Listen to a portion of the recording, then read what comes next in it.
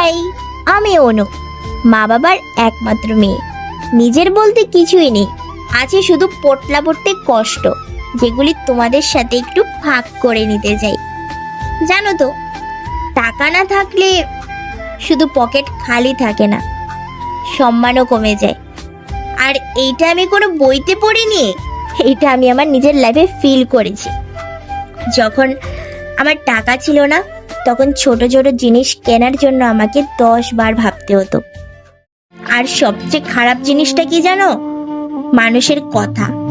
যারা একসময় পাশে ছিল তারাই কেমন যেন বদলে গেল, কথার টোন বদলে গেল, রেসপেক্টটা কমে গেল। আমি চুপ ছিলাম, কারণ নিজেকে প্রুভ করার মতো যে আমার কাছে কিছুই ছিল না। শুধু ভেতরে একটা জেদ কাজ করছিল, নিজেকে বদলানোর জেদ। কারণ বাস্তব সত্যটা যে আমি বুঝতে পেরেছিলাম ততক্ষণে, যে পরিস্থিতিটা আমার চলছে সেটা পার্মানেন্ট না।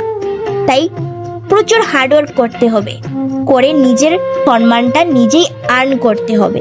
কারণ দিতে হলেও সত্য, টাকা না থাকলে মানুষও তোমাকে কম মনে করবে।